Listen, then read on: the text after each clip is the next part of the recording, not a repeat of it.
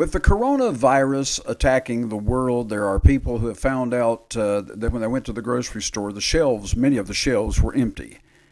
And people were beginning to panic. I mean, people stocking up on toilet paper and all kinds of things. And I went to the store and I was just there for some bread, and all the bread was gone. And all the years that I have lived, I've never, ever seen grocery store shelves empty. And yet, I want to tell you this, that is a preview of what is about to occur just prior to the second coming of Jesus Christ. It's called the Great Tribulation. Hi, I'm Keith Slough from Ambassador Christian College in Kannapolis. I've got an article I'd like to send you. It's free of charge. We don't ask money. We don't send out appeal letters. We've never done that in many, many years of broadcasting. It's entitled Things You Should Know About the Coming Great Tribulation. Now, this is a lesson we actually offer to our ambassador students here in Kannapolis, and we'd like to make it available to you free of charge.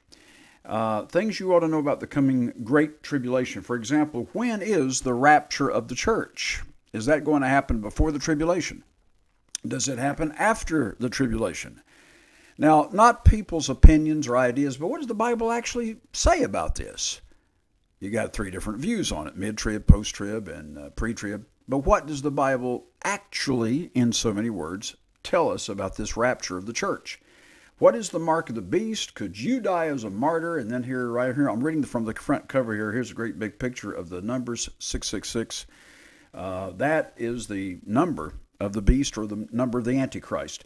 Now, when you walk into a grocery store and you see the shelves are empty, and you actually have to pray, as I did, Lord, give us this day our daily bread, and have to go home empty. It does make you understand a little something about what is about to occur before the second coming of Christ. There is going to come on this world a tribulation unlike anything in all of history. You can read about it in Matthew 24, verses 21 through 22. It talks about a tribulation period. Now, this is a biblical term. In modern terminology, we might say a financial crisis, a Great Depression. We might call it World War III. All kinds of different names we might come up with to describe this period of time that Jesus called Great Tribulation. Well, we know what the word tribulation means. It means a severe trial, but this is the greatest one in all of history. And folks, that has not happened. All through the Middle Ages, when the Roman Catholic Church was killing hundreds of thousands of Christians who refused to join Rome and remained in their own churches, and so the Catholics killed them. That was a horrible tribulation on real Christians who wanted to simply follow Jesus Christ. All the persecutions of Nazi Germany, killing over 6 million Jewish people simply because they were Jews. As bad as World War II was, as bad as the Middle Ages was when the Catholic Church was killing all those many, many Christians, and not only Christians, they killed Jews and Arabs. Halley's Bible Handbook says that something like in one period of time, something like a 1,000-year period of time, I believe, he said something like 68 million people had been slaughtered during that time due to religious persecution from Rome. But yet the Great Tribulation, Jesus said, will be worse than that. And of course, if you're like me, you don't want to have to suffer through that. A lot of people bury their head in the sand and they say, well, I'm not worried about it, I won't be here, ha-ha, and go on as if nothing's ever going to happen to them. Well, they might die of old age before that time. What if, however, the tribulation that Jesus prophesied in Matthew 24 and verse 21, also in Luke chapter 21 and in Mark chapter 13, those are the three chapters in the New Testament that deal specifically with what is called the Olivet prophecy. What if that happens in your lifetime? What if you don't die of old age before that occurs? Now, my great-great-grandparents probably assumed it might happen in their day and time, and my grandparents, I think, believed it too, and my parents certainly realized it might happen in their lifetime, and they were all wrong. Now, it is possible that you and I might live 100 to 150 more, no, well, not live, see the world survive another 100, 150 more years, and we might live out our lifetimes and die of old age. That's a possibility. But God allowed the Jews to come back in 1948 and set up a state which was the prerequisite to do what the Apostle Paul said it was going to happen in 2 Thessalonians chapter 2. They're going to have a temple. Now, they don't have one today, which means they're going to have to rebuild the temple. And once they rebuild it, that opens up the door for the son of perdition, Paul called him. Daniel called him the little horn and the prince that should come. John in Revelation calls him the beast. Evangelicals call him the Antichrist.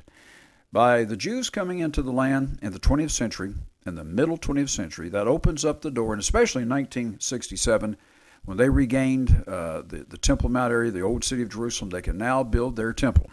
They're waiting for the Israeli government to give them the go-ahead. Once they rebuild that temple, that opens up the door for the son of perdition, or the Antichrist, to walk in and fulfill the prophecy about the abomination of desolation. And Jesus said in Matthew 24 and verse 15, when you see that abomination of desolation, spoken of by Daniel the prophet, then if you're on the housetop, don't come down. If you're out in the field, don't come back. Run, flee, get out of there. Isn't that interesting? He said, for then shall be great tribulation. The great tribulation has not already started. Some people over the years have said, oh, I think we're in the tribulation now. Well, they don't understand Bible prophecy. The tribulation starts with the abomination of desolation in the rebuilt temple of God, and the Jews are talking about rebuilding, maybe even this year. There's a rumor going around. So it might start. They may start building it. We don't know. But we may be awfully close. And when that happens, there will be animal sacrifices again. And maybe by the time some of you hear this radio broadcast, this particular program played back a year or 2 years from today, they may already be doing it. While you're hearing me talk about it's going to come, some of you may actually be observing it and may not think a thing about it. But Daniel chapter 9 says there will be a temple standing, and they'll be offering up animal sacrifices, and there'll be a 7-year treaty or covenant that this Antichrist is going to make. And in the midst of that 7-year period, that's when he causes the abomination that makes desolate. In the middle of the 7-year period, not at the beginning. So the Great Tribulation is not a 7-year period. And you hear people say that all the time. I don't know why they don't pick up Daniel, the 9th chapter, and read it and compare it to Matthew 24, verse 15 and verse 21. I don't know why they don't do that, but they don't. So many people who try to get on radio and television and stand in the pulpit, especially a lot of TV evangelists and prophecy teachers, so many of them are careless with what the Scripture actually says. And they don't use proper exegesis, which is a theological term that means they're not letting the text speak for itself. And so they're telling a lot of stuff that contradicts what other evangelists tell you. And obviously somebody out there is wrong. Well, what does the Word of God say? This is something that you can find out if you'll get this brochure. It's only 8 pages long. You can read it in one sitting without even getting up out of your chair. And it gives you many, many scriptures you can look up.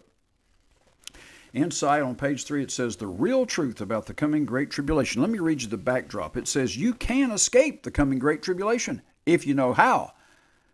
The Bible indicates many millions all over the world will die in the worst war in all history.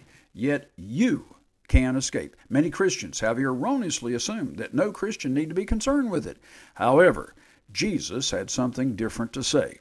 Unless you're properly prepared, you could be forced to take the mark of the beast or be tortured and killed during the Great Tribulation. This is an extremely important truth you must know if you are to survive and to escape. End of quotation.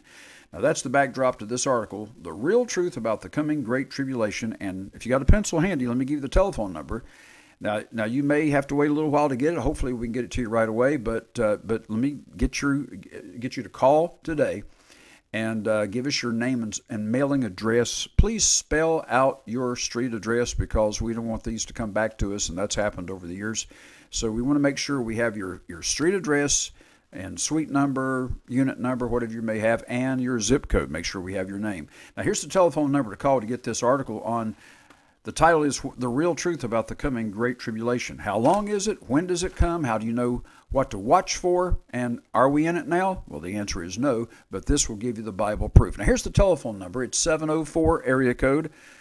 The number is 938-6415. 938-6415. And by the way, for for those of you who want to continue to listen to this program, if you're in the Charlotte area and you're listening over WHVN and a few other stations in the Charlotte area, those stations are going off the air soon. And if you'll call me, I'll give you information about, and you won't get me, you'll get an answering machine, but give me your telephone number and let me call you back, and we'll tell you where you can hear our broadcast on other stations, because we don't want you to miss these very important programs that I'm getting ready to do on prophecy and the coming Great Tribulation. The coronavirus has caused people to be so afraid and people dying, and so you go to the grocery store and the shelves are empty and you don't have the food you expected to be there. That is a foretaste of the coming Great Tribulation, when there will be warfare, there will be famine,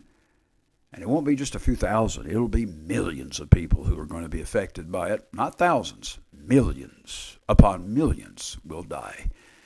The Bible indicates that up to 1/4 of all the population of the world may die during this 3.5-year period called the Great Tribulation. Now, what could possibly take out 1/4 of mankind? I mean, 1/4 of mankind? What are you looking at here? About 2 billion people? Around 2 billion?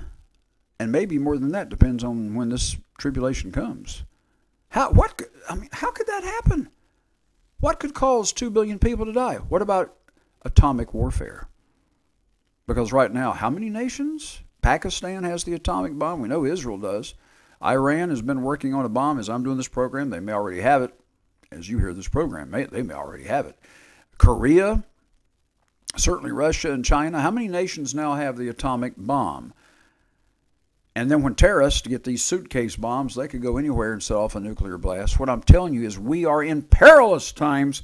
In 2 Timothy chapter 3 and verse 1, it says, "This know also, that in the last days perilous times shall come." We're there. It looks like it. I'm not setting dates, but it looks like we may be in that very generation that will see the Great Tribulation come and the second coming of Christ. Now, what do you have to do to be ready?